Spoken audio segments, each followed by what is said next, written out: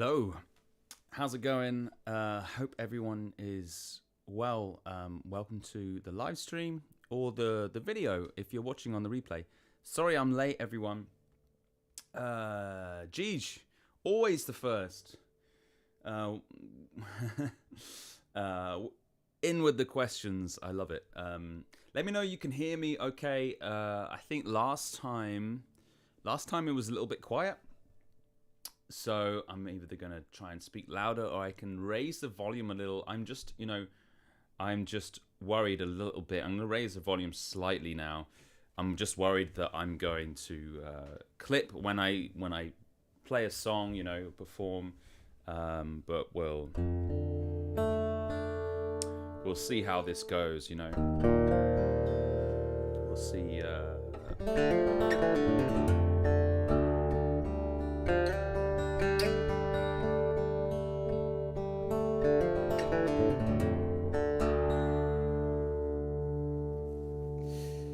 Okay, here we go. I've got something. I'm going to try something now. I should say what we're talking about in the video, shouldn't I? This is just a Q&A, so it's not really for the live for the replay. Although, having said that, so a lot of people have said that they can't make the live stream they can't make the live stream when I go live, because it's Saturday night, or depending on where you are in the world, it's Saturday sometime. Here in Europe, it's Saturday night, and a lot of people go out. A lot of people are musicians that watch this, and they go out and they have gigs and stuff, so they have to watch it on the replay. But one of the things I was thinking is maybe I could have something where people submit questions that they want on a Q&A type of thing, so even for the people that can't make it, I can still answer their questions, and I think it's possible that you can actually do a comment on, because I usually schedule my live streams at least a few days in advance, if not a week in advance sometimes. You can actually just type in your question, and I can sort of answer it, in the live stream. So that's one possibility, but we'll see how this goes. Jeej already in with the questions. All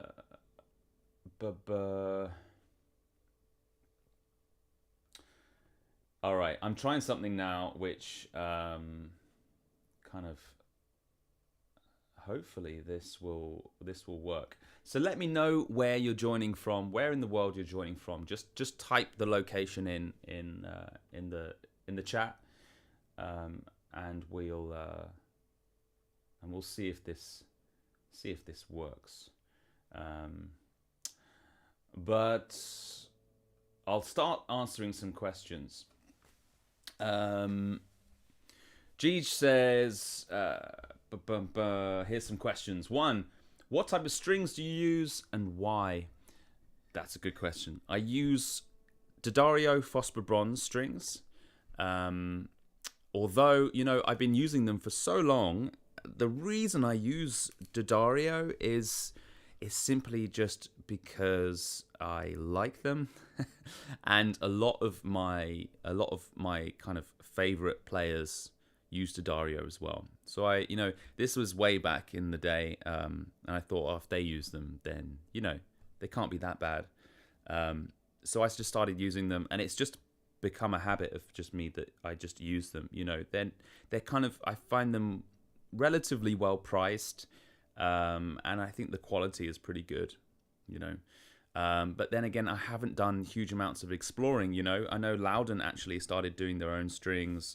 And Martin do their own strings, and there's you also get specific strings for different tunings now, like for Dadgad and other tunings, that have maybe slightly thicker strings on the strings where you're going to be lowering the tuning and stuff. So I don't know, maybe that's something for a video that I could sort of explore different string types, but the reason I choose Phosphor Bronze is because I find them a little bit bright. and I find that I sometimes need that brightness in a way, because of the guitar is such a beast. It's such a has such a low end, that it's nice to kind of have that brightness a little bit, and I find it also kind of keeps the freshness a little bit, the fresh strings. But having said that, it's sometimes actually nice to play dull strings and get that sort of dull sound as well, depends what kind of sound you want. But I do like that fresh sound, because the guitar naturally kind of gives me enough low end and a lot of that I need, so it's nice to kind of mix a bit of brightness in there with that. Hope that makes sense.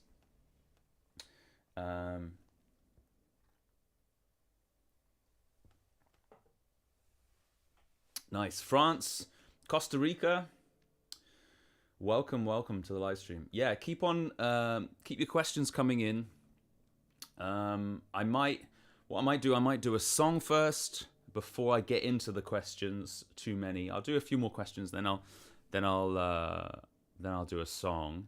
I'm hoping that you can let me know that the audio is okay, everyone, and that it's not too quiet, because obviously my computer's over here, the camera's here, and the microphone is here. So obviously when I'm talking to the microphone like this, it sounds great. But if I'm reading the questions, on like this, obviously it's the mic is not picking it up massively well. But we'll see. Hopefully this is okay. I can always bring up the volume as we're going. Jeet also says, do you ever play electric guitar? No. Simple answer. I've been thinking about playing electric, and just to kind of not necessarily want to make it part of my set or part of my routine, but just to kind of play around with it a little bit, because there are some really nice electric guitars, and they do feel nice. It's a very different animal to acoustic, but I don't know. Some of these old Hofner electric guitars, I quite like, and it's just I've been looking at a few. Maybe I'll try and get my hands on one, because I don't actually have one. I thought it might be nice to actually have one, I've got a few amps, so it'd be good to have some electric guitars to plug them into. Jeet also says, in your experience, is there a best tone wood for fingerstyle? I mean, I like cedar, but I haven't really had massive amount of experience with all the different wood types. I've played a lot of different ones at like shows and at shops and at friends and stuff like this, but I find to really get to know a guitar and the woods and how they react to you, you need to really be playing it for a while and gigging with it as well, and all this sort of stuff, so I think that for me, I just really like the mixture of cedar and mahogany, but I've also had guitars with cedar and rosewood as well, but I do like the cedar top. Because of just how resonant and it's a really, really nice mellow kind of sound that I think you get that you don't necessarily get with other type wood types, and I like that for my style, but then it might be different to other people, like I think you don't get the sort of attack and volume that you get with spruce, for example, so it really depends on what kind of sound you're after. But with me and my style, the way I like to play the guitar, the sort of sounds that I want to achieve, I really enjoy cedar. Yeah.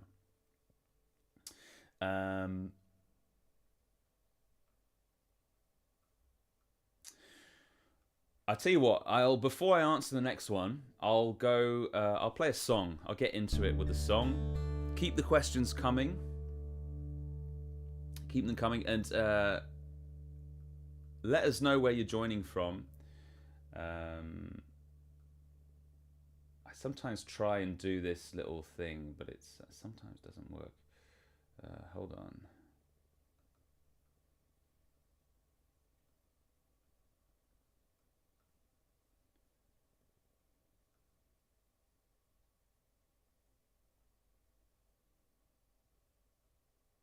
I've got like I should tell everyone what I'm doing. Here we go. I'm gonna share my screen. I got this little map, so if you let us know where you're joining us from, it kind of puts a dot on the map, which is nice. It's pretty cool, you know. Sometimes it doesn't always get it right. It says I'm in Canada, which is just completely wrong. So, you know, it might get everyone completely wrong. Costa Rica, there was someone in Costa Rica. No, that's Gigi is definitely not in Africa. So it does get people wrong. You're in France, aren't you, Gigi? I think. That's interesting. All right, here we go. I'll go back to there. There we go. Okay, I'm going to play a song. I'm going to play Nobody's Fault But Mine. It's one that I really like to play. By Blind Willie Johnson. And I'll just be sort of adjusting the levels as we're going here. Here we go.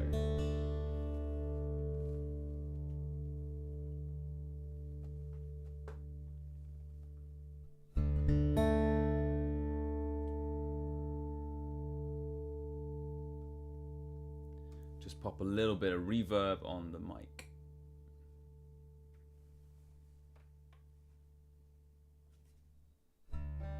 1, 2.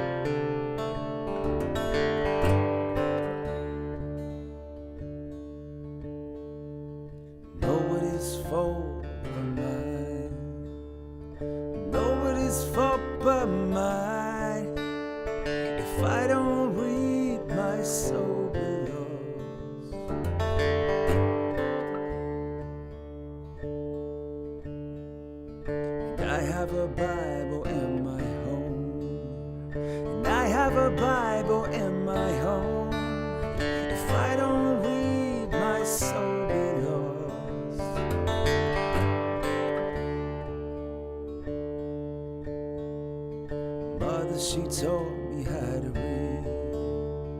Mother, she taught me how to read. If I don't read, my soul be lost. Nobody's fault but mine.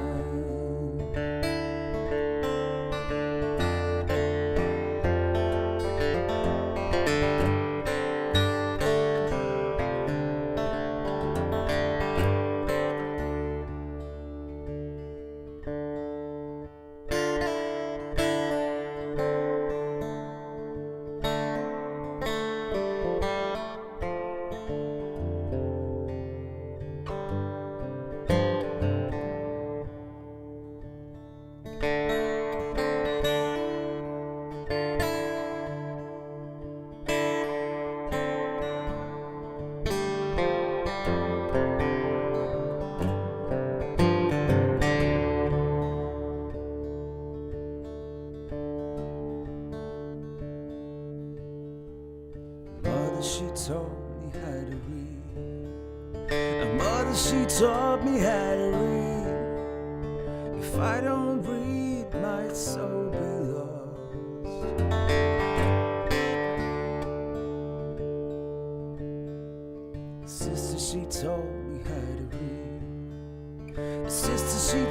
me how to read. If I don't read, my soul get lost. Nobody's fault but mine.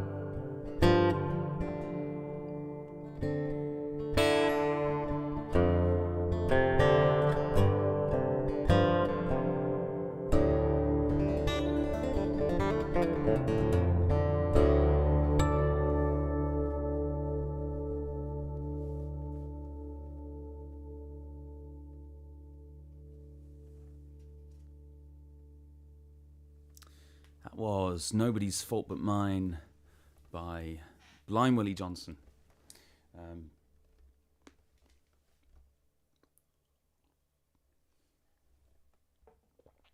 So today we're just doing Q&A.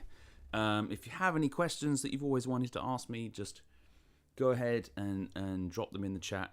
Make sure you do have a question mark by it so I can really see that it is a question.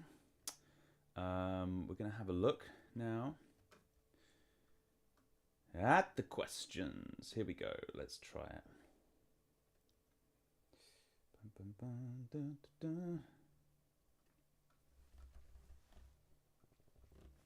All right, I got this checklist thing that I can do, which helps me answer the questions, so I can kind of share with that. It's my way of kind of putting the questions on screen, maybe. Although I think there's probably easier ways to do that. I never figured out how to do that. Basically like this. Okay.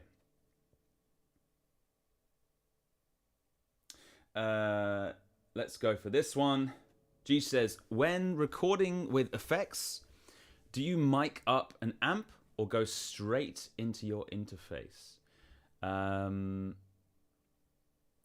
Do I...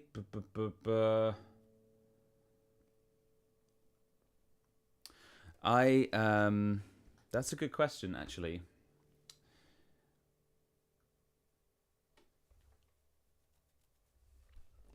Normally, I go straight into the interface, but it depends on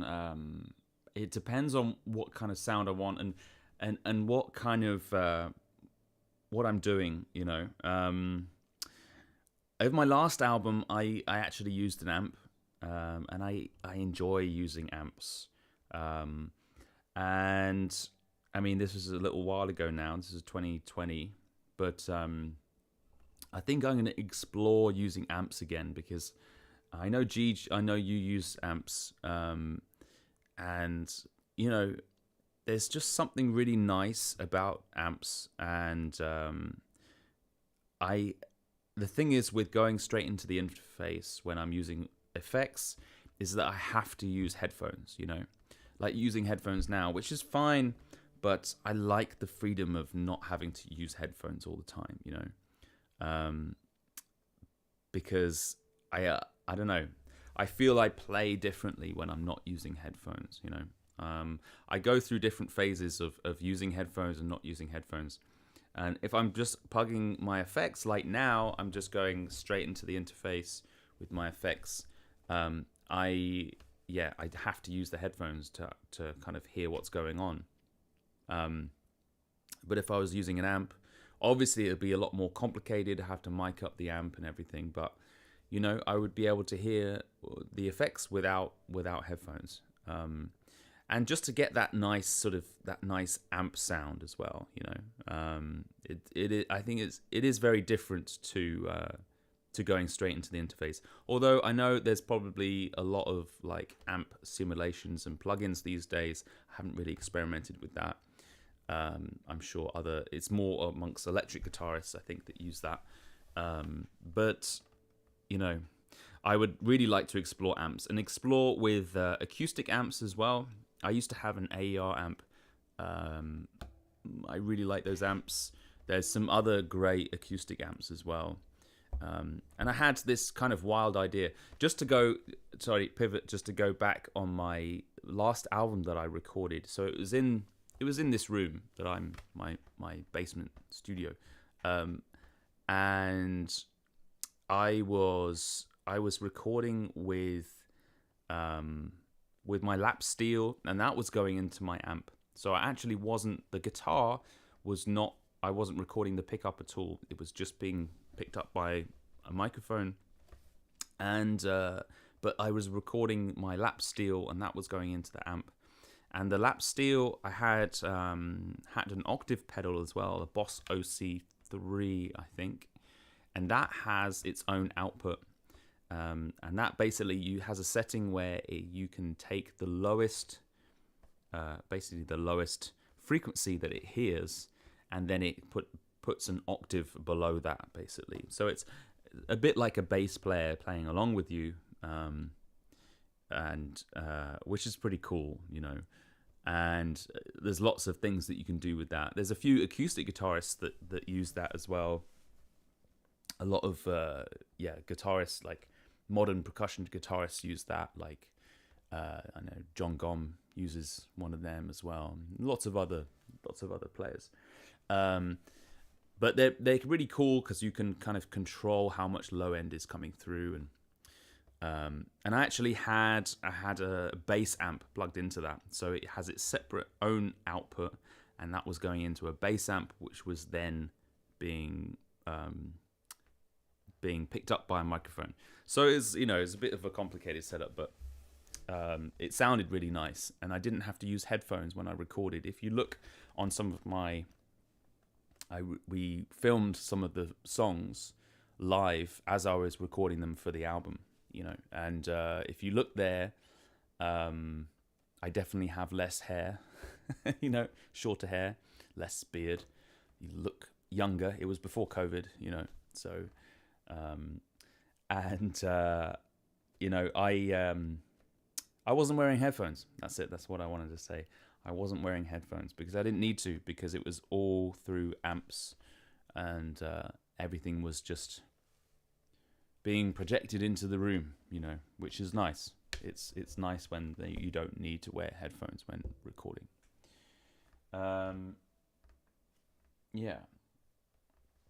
Hope that makes sense. But these days I am going straight into the interface, you know, because I'm not really recording anything at the moment in terms of an album or a single or anything like that. I'm literally just recording YouTube videos. I am recording a few things to I send music to kind of have a bit of a, what's it called, a publishing deal with Warner Chappell, and I kind of send them sort of a little bit different to what I do. It's kind of ambient sort of stuff to go on films and video games and this sort of stuff. And that I just go straight into the interface. I don't bother setting up. But if I was doing a proper song and wanted to kind of record a single or an EP or even an album, I would do it properly. I would definitely use an amp, you know. Yeah, I hope that makes sense. let me have a look here. Do you ever play electric guitar? I answered that. What type of strings do you use and why? I answered that.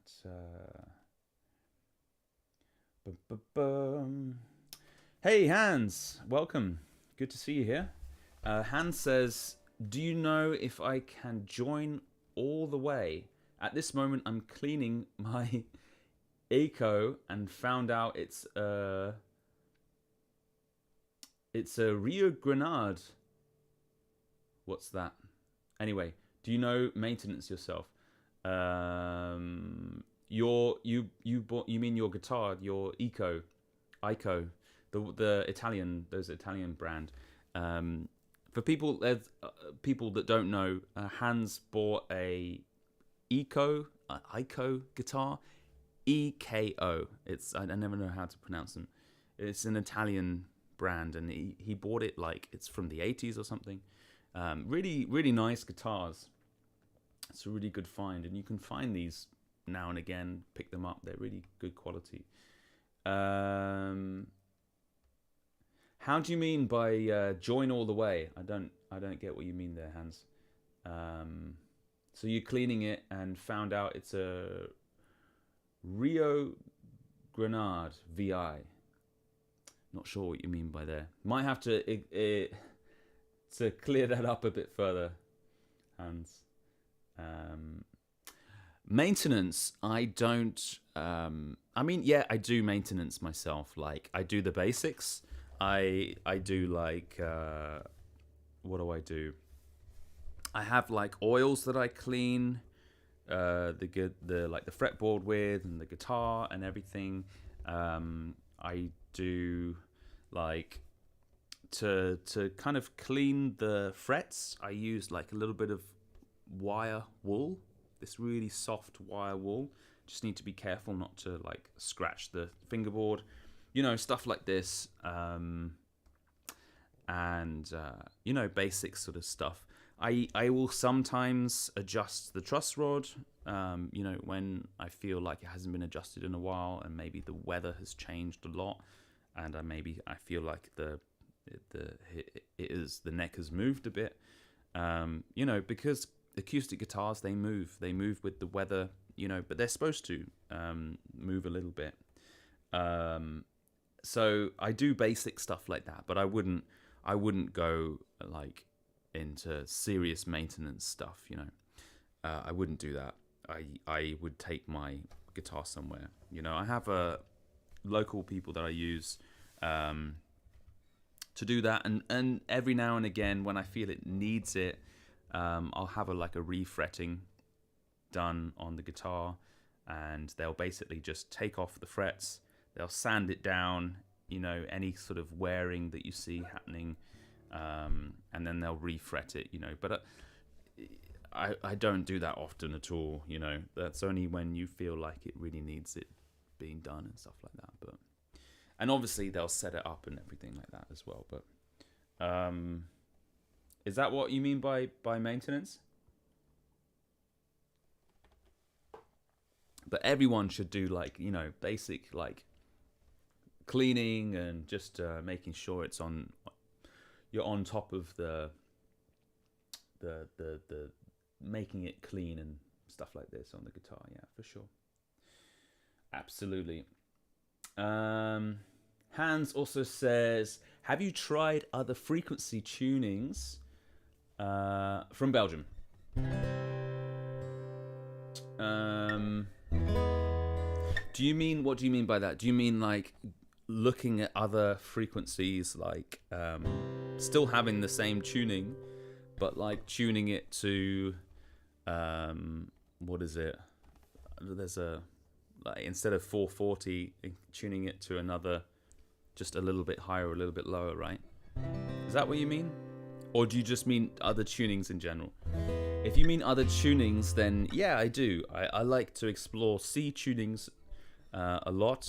Going down to C is really nice. I have a few songs in standard tuning as well, believe it or not. Standard tuning's still really good. I like to play, and drop D, and yeah, but I try not to use too many different tunings, because I really like to know the tuning as best as I can. And if I have too many tunings, then it's there's just more to learn. Plus there's more tuning on stage and all this sort of stuff. But I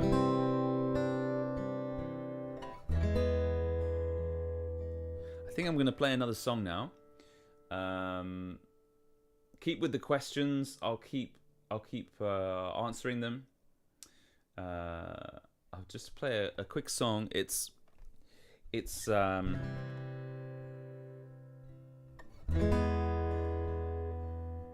called "She Don't Love Me," and it's about a it's inspired by a musician called Steely Span, and he was a piano player, sort of in Chicago, sort of blues piano player, and he had a really nice sound, and he was able to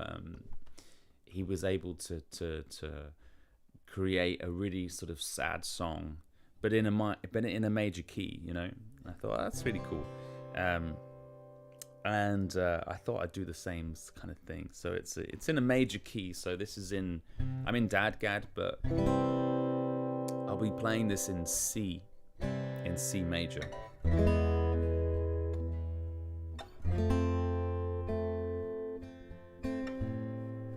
Haven't played this one in a while, so I might forget the lyrics, but I'm gonna try. Here we go. Hopefully not. And then I'll continue with the questions. But keep them coming. Keep the questions coming. Here we go.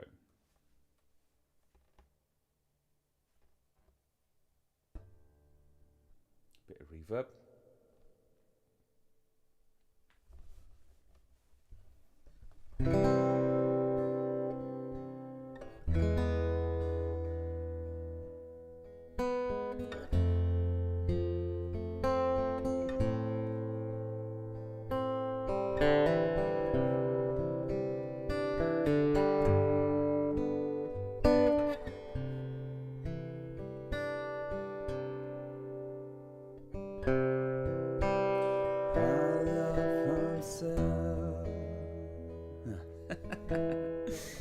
Forgotten the lyrics already.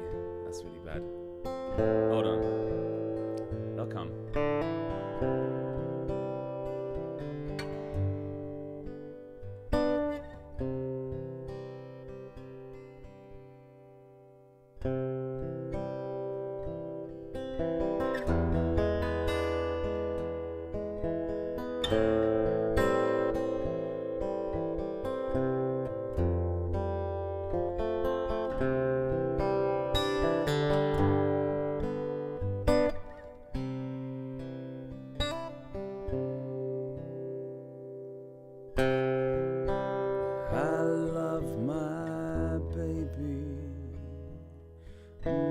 She don't love me,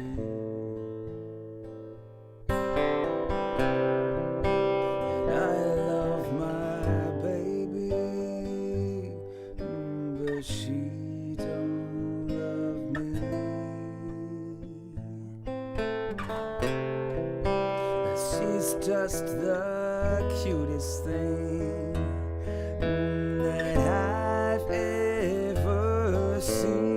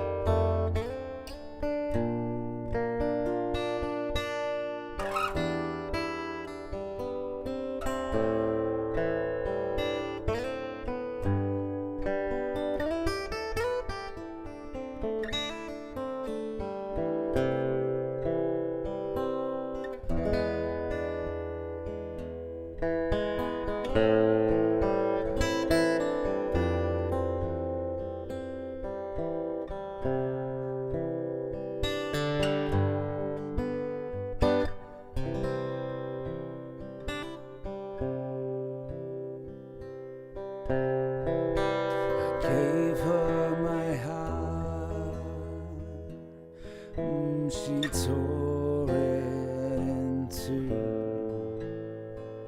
I gave her my heart. Oh, she tore it in two.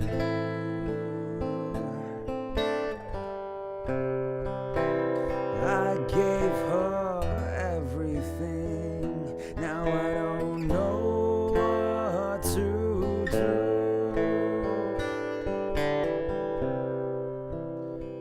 She tore me in two.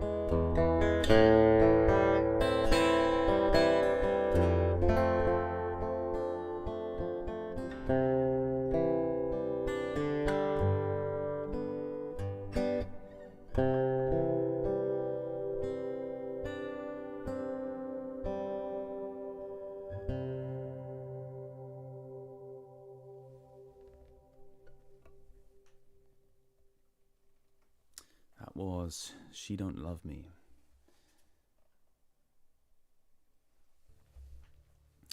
So I talk about a lot of like kind of tips you can do to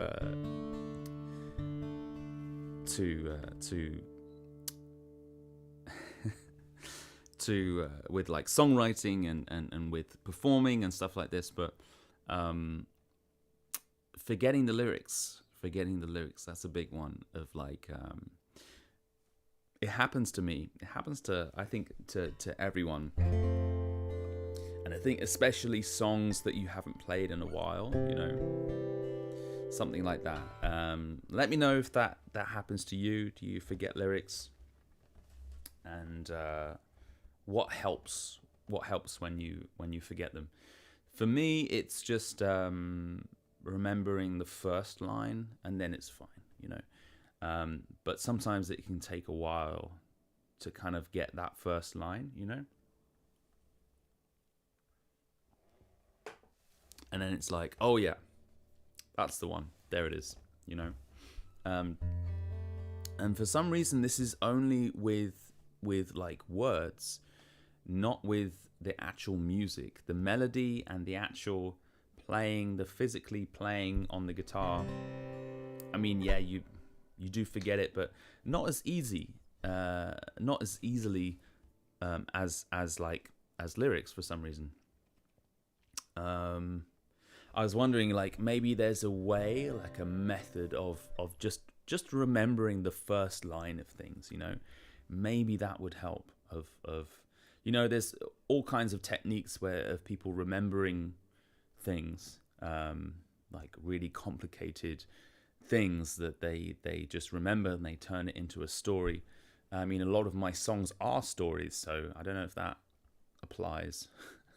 That would help, but you know, something like this, it literally is just the first line of things. So it's yeah, it's an interesting one. Let me know if you can relate to any of that. And we'll go back to the questions here. All right, we have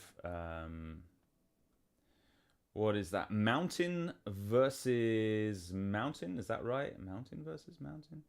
I can't see that on here. I'm just have to go. Let me go to the YouTube thing, and then I can see it a bit better.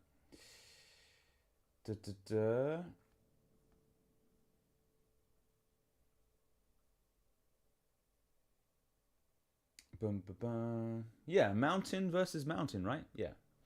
It says, do you have a string gauge recommendation for a lap steel and open D? I do, yeah. absolutely. I actually use the same strings.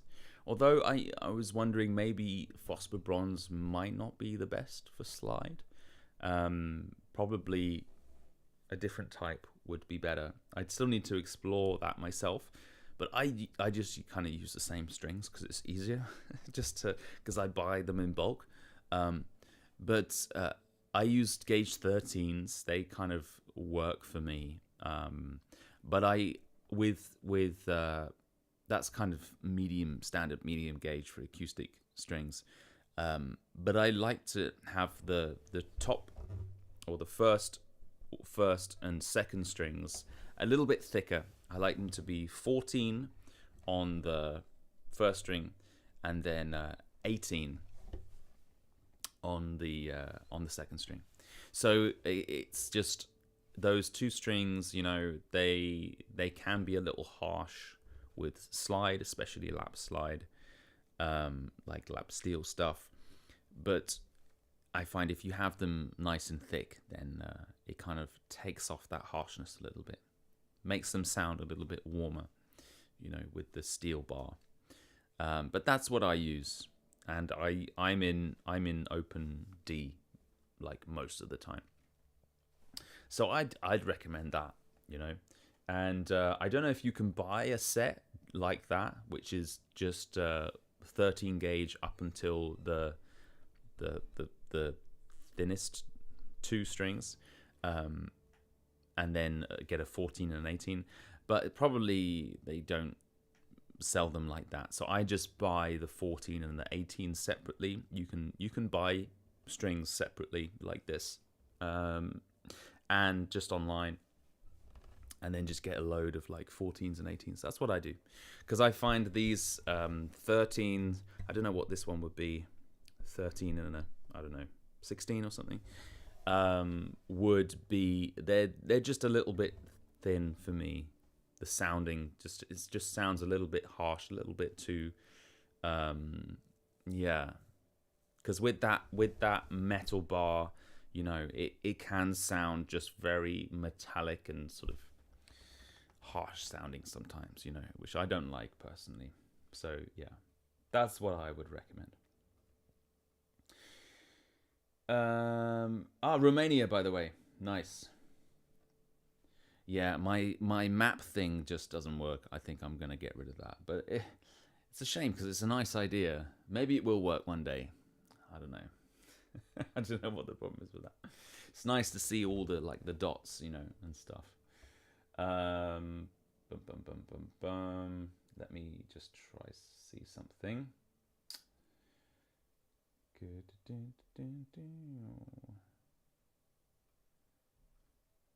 All right.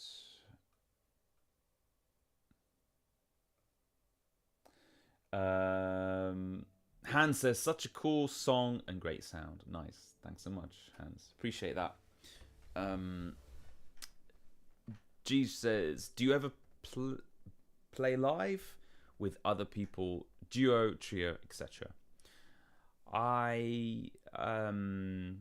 Yeah, I have in the past. I did for my second album, I kind of played with a drummer, believe it or not, and he was kind of a drummer and percussion player, and he's a good friend of mine now, and he's a guy called Fred Claridge, and he's very subtle with drums. Obviously with my music I can't have someone bashing it out with strings, it just wouldn't work. So he's, a lot of the time he'd be playing with brushes and doing like other percussion sort of stuff, so we did a lot of touring, and it was literally just me and him playing live. So that was really interesting sort of dynamic, and he'd do backing vocals as well. So it was really nice, actually. It was really, really nice. Maybe I'll do some more stuff with him in the future. Who knows? But that's my second album. Yeah, we did that. And I've done other stuff with other people as well. I've played with a violin player called Henry Webster. and that was in the UK, and we created an album, but we never really released it officially. It was completely instrumental album. You can still hear it on my YouTube channel under the albums, and we have a video or two online and stuff. But yeah, maybe we'll do some more stuff. But I find it very hard to kind of do duo type stuff or trio or be in a band when kind of finding the time to get together and play, and you got to practice together. It's really nice.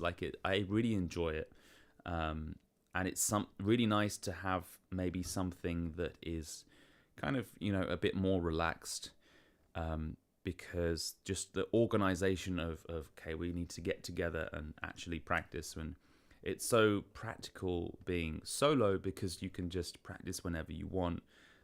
You don't have to organize things and meet up and stuff like this, where it's just really, really complicated, especially when you have a family and stuff going on.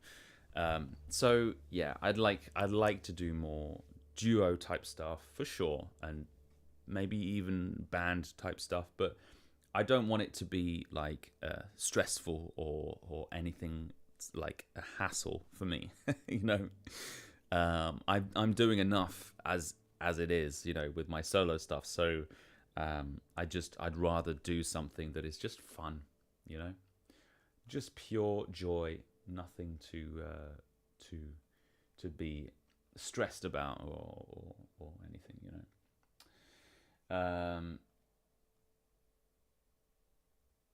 Yeah, Slippin' Jimmy, how's it going? Says, hey Fabian, found your channel a couple of days ago. Outstanding music. Thank you, appreciate that. Best acoustic tone I've ever heard. Nice, thank you. Are there any traditional folk songs you learn to play when starting out with fingerpicking? Yeah, there's a lot of the ones I play. It's I basically took a kind of a traditional song and I would play it in my own way, and a lot of the songs that I do myself are not necessarily played with acoustic guitar, as well. So a lot of the songs that I heard were not necessarily by acoustic. Someone singing it acoustic. I heard it on different instruments, even a lot of the time with just no other instrumentation, but just someone singing it, so I would kind of add my own kind of twist to it. But there's a lot of, if you're looking for more English sort of traditional folk songs, there's a load that you can find, and you can find the music online, and lots of people do that, like a few musicians, Martin Simpson, Martin Carthy, and a lot of these guitarists would they play a lot of the traditional folk songs, and you can kind of hear their interpretations of these songs, but I don't know if I have any specific ones that I would say, oh yeah, that's really good for starting out with fingerpicking, because it would always just be my own interpretation, pretty much the whole time. So I don't know if that kind of helps, but if you're starting out with fingerpicking, I find the best thing to do is just to play chords that you would normally do strumming, and then just try and work on a simple fingerpicking pattern,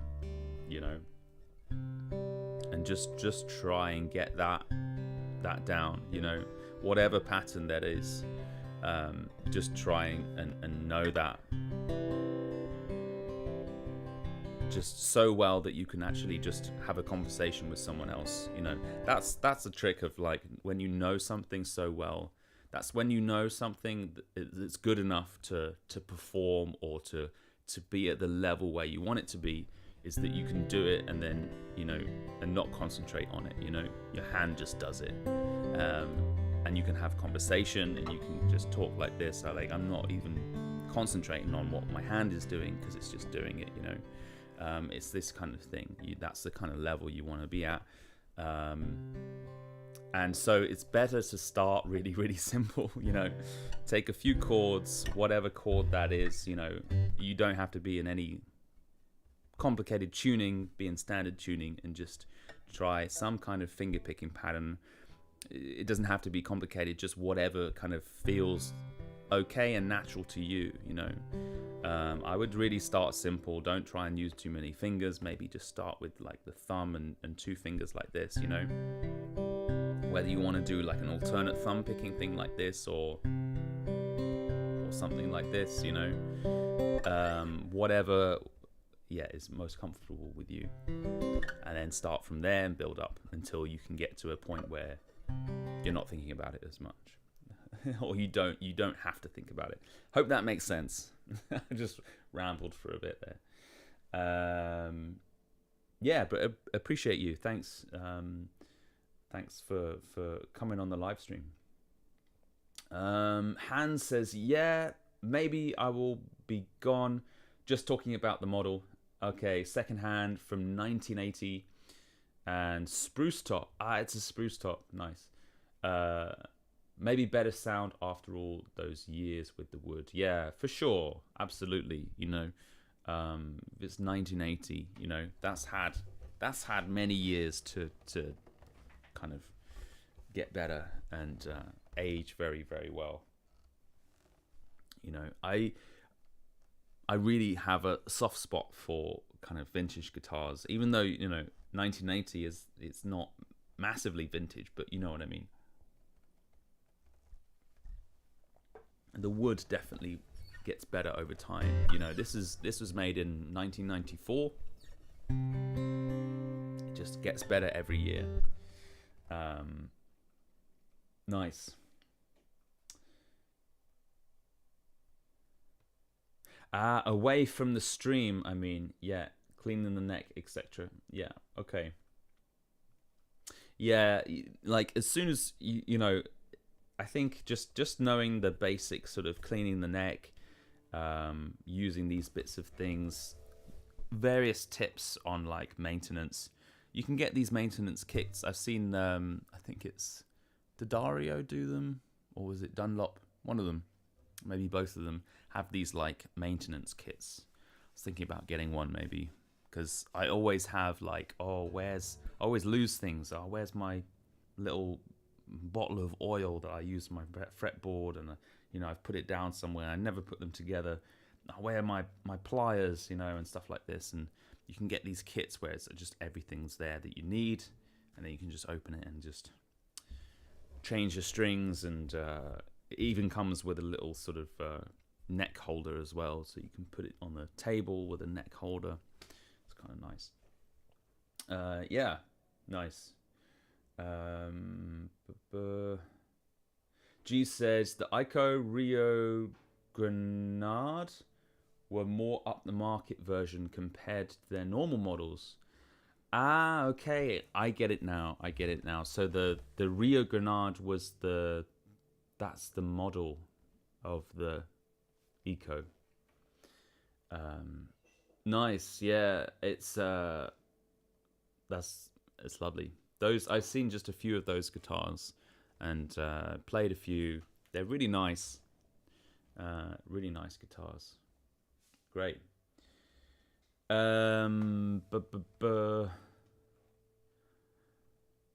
Mountain versus Mountain says, what interface do you use and why?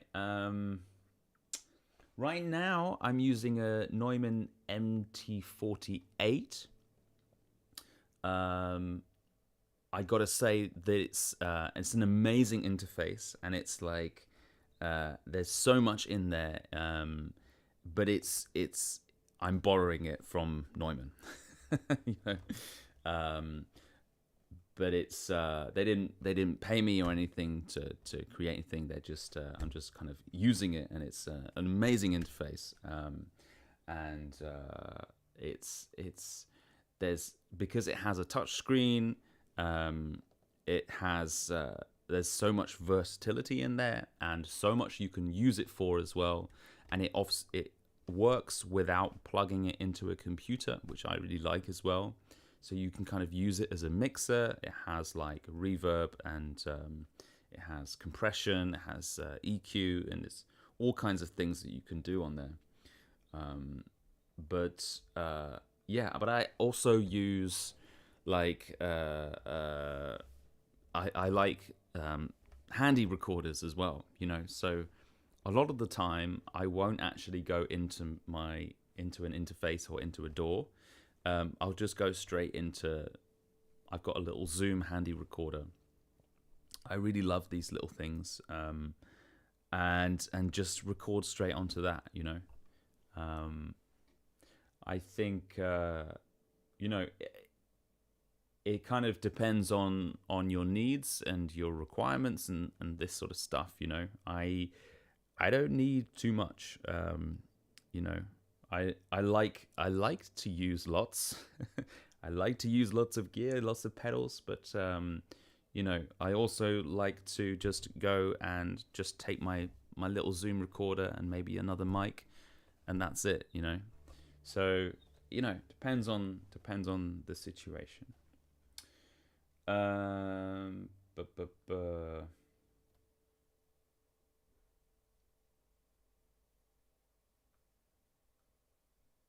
Yeah, the hand says thanks, Jeech. Yeah.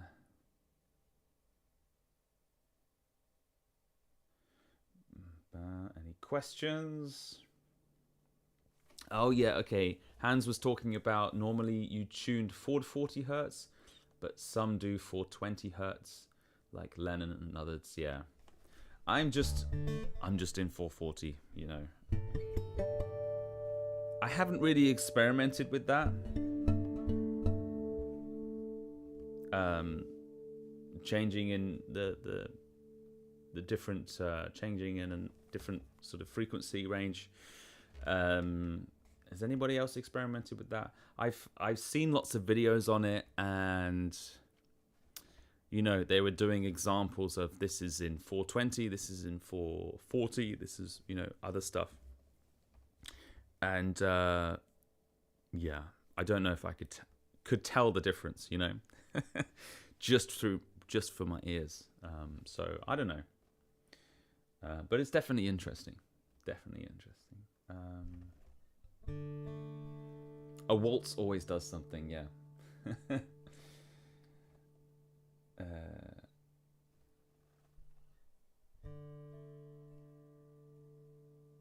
Hans says, how does anyone clean the frets? I use fret erasers. Yeah, wire wool is good. I use just use really soft wire wool, you know. That's what I use as well.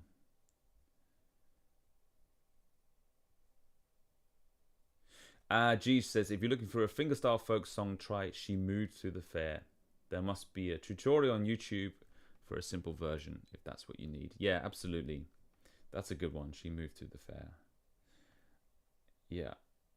Hans says, I find it difficult to separate the thumb and the melody strings.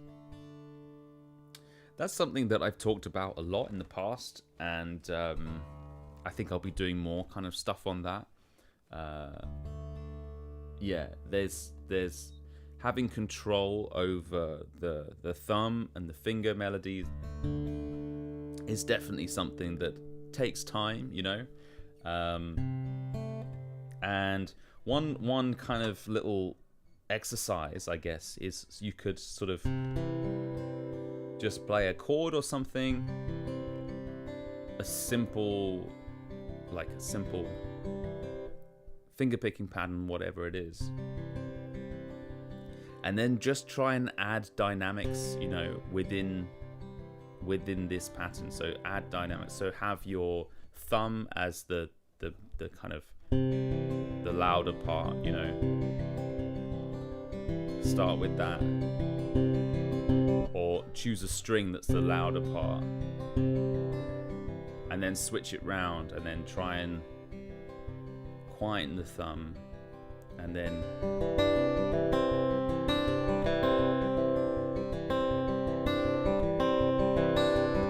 make the other strings louder, and kind of try and pick a string at a time. And this will really help you kind of gain independence, you know, especially when it comes to dynamics within the fingers, you know.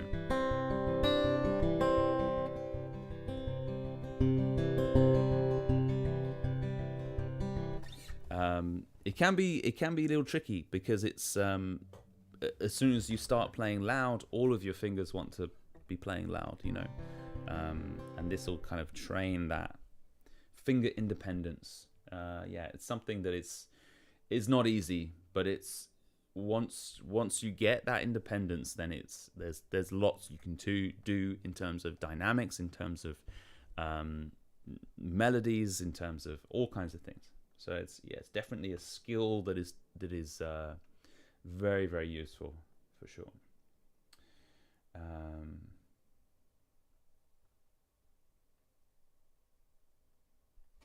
Gij says 432 hertz is supposed to be more resonant with the universe. If you're a new ager, I use it, but I don't really notice any difference. Yeah, I mean, I find it hard to notice any difference. I haven't really explored with it too much. Maybe I'll try using it. We'll see. We shall see. Hans says, when you record with the handy zoom, do you import the stereo track to your DAW? What do you do with the track afterwards, after the DAW, EQ, etc.? Yeah, if I'm recording to the zoom, depends on like what microphones I'm using. I would just export whatever kind of track I've done, however I've recorded it. So if I record with one microphone, I might record it as a stereo kind of thing, you know, and then just import that, you know. But if I'm recording with like multiple microphones, then I'll export them separately, you know. I'll record them separately and export them separately, so I can then add EQ and effects in the DAW, you know.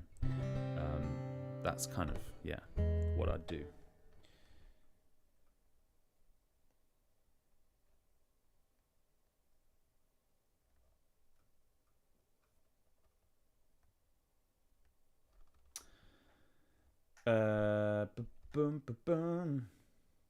All right.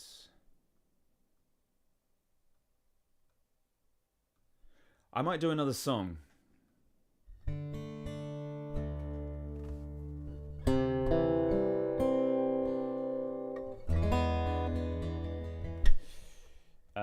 Here we go.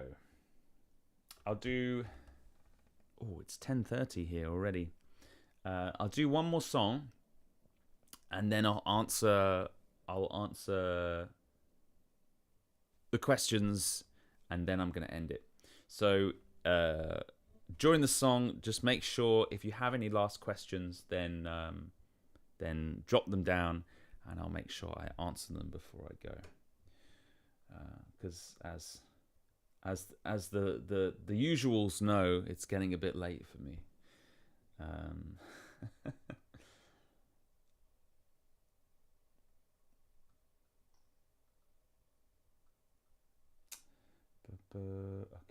Okay. What song am I going to do?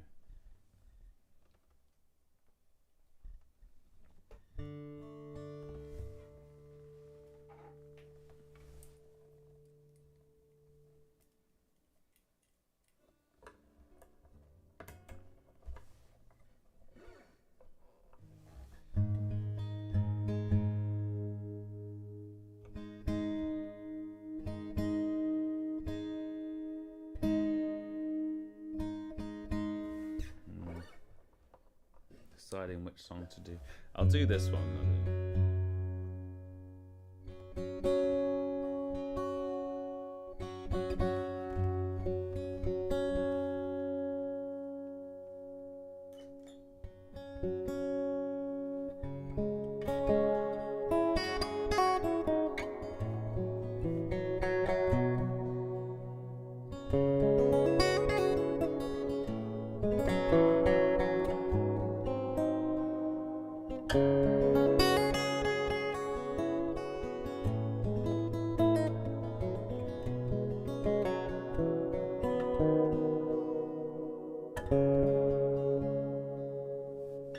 All right. Before I start this, I got just a few things for people that are still here, and for my subscribers and for my regular viewers. I got a few ideas that I'm thinking about doing, and just wanted to get your opinion on them. I wanted, first idea was I wanted to maybe start doing a few covers, and I don't mean like pop songs or anything like that, but songs that I feel would benefit being in my style. Let me know if that's something that you would be interested in seeing, in listening to.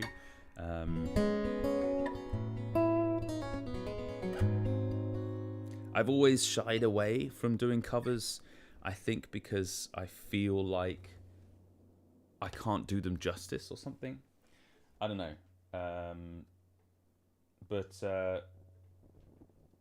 Yeah, I don't know. But I think there's certain covers that I would be quite happy to do, you know. Yeah, let me know what you think about that.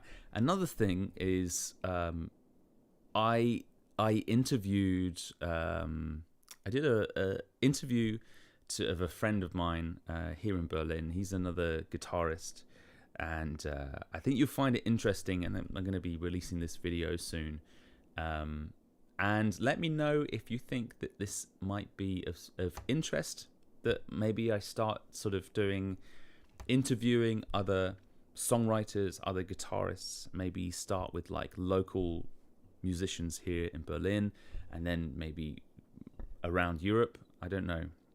This is kind of an idea that I have, and it's been really interesting talking to other people and seeing how they overcome similar kind of obstacles and struggles that we all go through.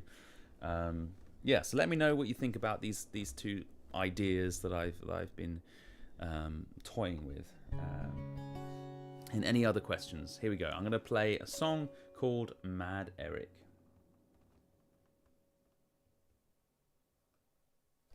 There we go. Bit of reverb.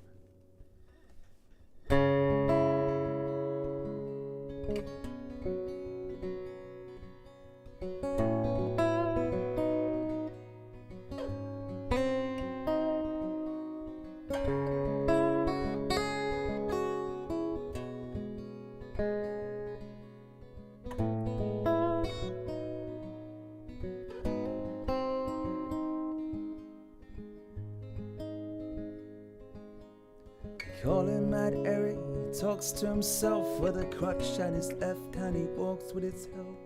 Ain't got no money, kinda thought nothing else. Drinks all day, falls over himself. Searching round these streets he roams, and people's falling change. It's cold outside, need a home. It's pouring down with rain. Eric don't have no home, no money, no job, nowhere to go.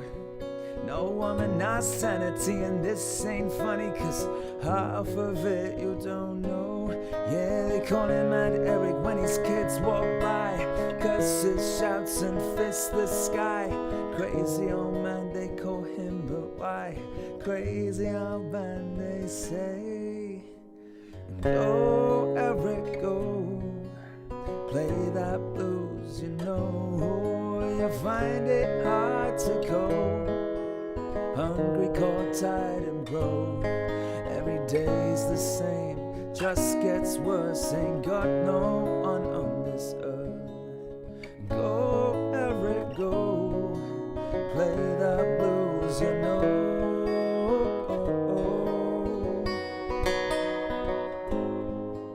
Play that blues, you know. Play that blues, you know. Play that blues, you know. Play that blues, you know. Play that blues, you know.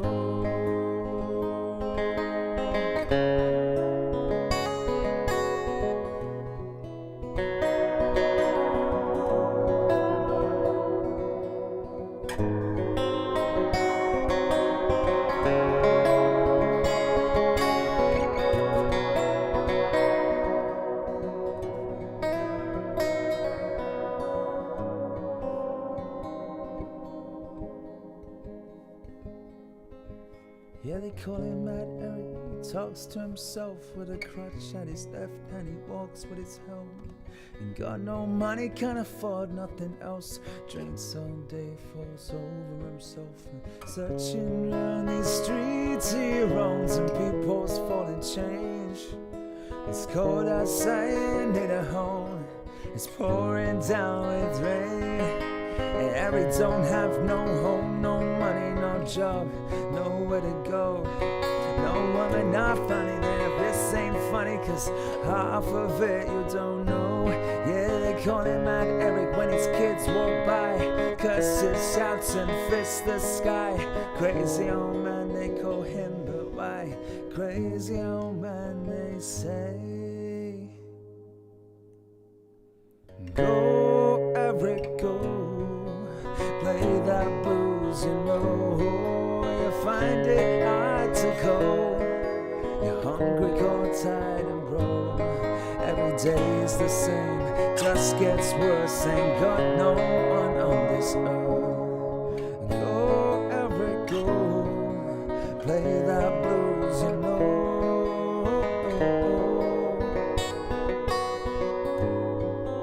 Play that blues, you know. Play the blues, you know. Play the blues, you know. Play the blues, you know. Play the blues, you know.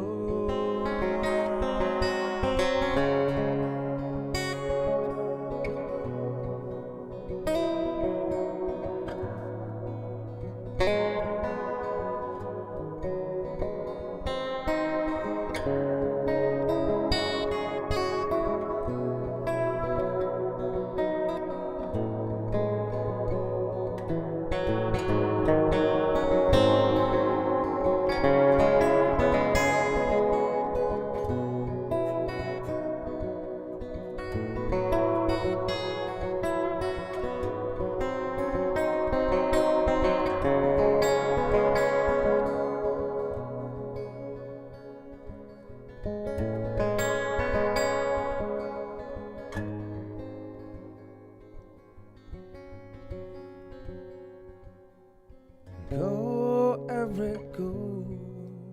Play that blues, you know. Find it hard to cope. Hungry, cold, tired and broke. Every day's the same, just gets worse. Ain't got no one on this earth. And go, Eric, go. Go, Eric, go. Go, Eric, go. And play that blues, play that blues, play that blues. I play that blues, play that blues, play that blues, play that blues, play that blues, play that blues, play that blues, play that blues. I play that blues, play that blues, play that blues, play that blues.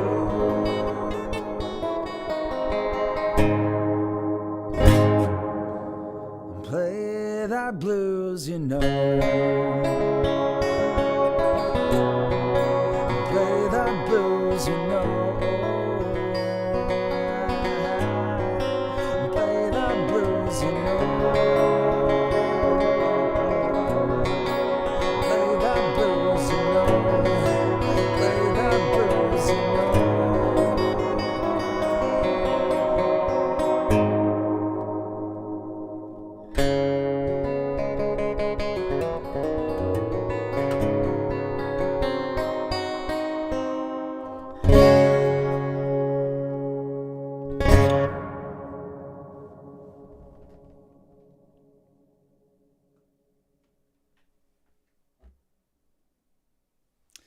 was a song called Mad Eric. All right. So let's have a look at any questions we have. Any questions we have? Let me have a look.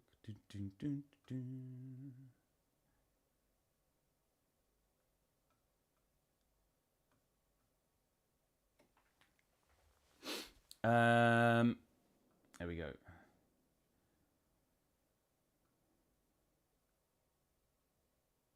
G says, past your bedtime. Yeah, it is, absolutely. I actually, I really enjoy editing the YouTube videos that I do. I was like, oh, can I get some editing in before I go to bed tonight? I don't know if that's going to happen, but it can be really fun, you know. Especially this interview that I'm doing. I think everyone will find it really interesting.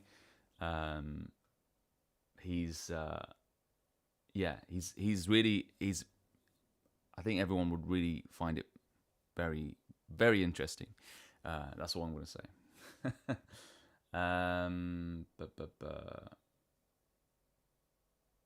Can you still play the first fingerstyle song you wrote? And if so, can you play it for us next week?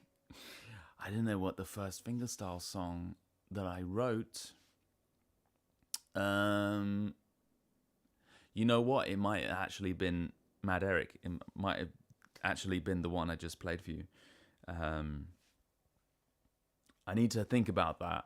I need to think about what was the first one. It's hard to remember, you know. But it might have been that one. Interested in covers, yeah. Yeah. I'm just thinking of, you know, it wouldn't be necessarily anything modern. I think it would still kind of be old covers, but it wouldn't be like hundreds of years old folk songs, you know. Or like, you know, 1920s or 30s blues songs. I'm thinking of like, you know, some songs in like the, I don't know, 60s and 70s, 50s maybe. This kind of stuff. Depends on the song, I think. I think you have to choose the right song if you do a cover. Anybody else do covers here? I just think it'll be interesting to see what kind of different take I could put on it. Cool idea, nice. Playing covers of increasingly difficult pieces has really improved my skills. If you only play your own stuff, you use the skills you already have. Yeah, that's true. That is very true. And it's, I find with covers is also another interesting thing is learning how people write songs, you know, because it's just interesting to me when I'm doing. I mean, I learn songs all the time. I teach, you know. I do teaching is my main sort of way of income at the moment. So I'm constantly learning songs that my students want to learn, you know. So, but you know, at the moment that's a lot of pop songs, which is fine, totally fine. But it's definitely interesting to see how people write, you know, how they write that song, what techniques they're using, and definitely for developing your techniques, but also just out of interest, you know, of how that song it has been written, you know. Absolutely. All right. Okay. I think I'm going to end it here, guys. Thank you so much, everyone, for joining this live stream. I think some of them I'm going to do like this, which is just very open, and I play songs and it's like Q&A and we just chat and stuff. But others I do, for those who don't know, I do like, I choose specific subjects and I talk about that specific subject.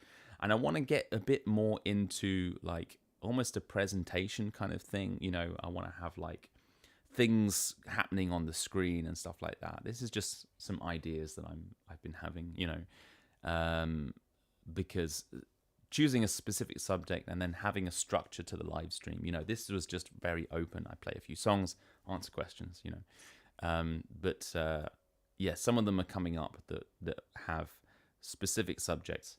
And if you want to know ahead of time what those subjects are, then just sign up to my it's kind of like my mailing list, but it's also my community, and that's where I send out my emails, and I send out exclusive videos, and I like to talk to you guys about ideas and thoughts that I have. So if you want to know ahead of time about these live streams and my plans, then sign up for that.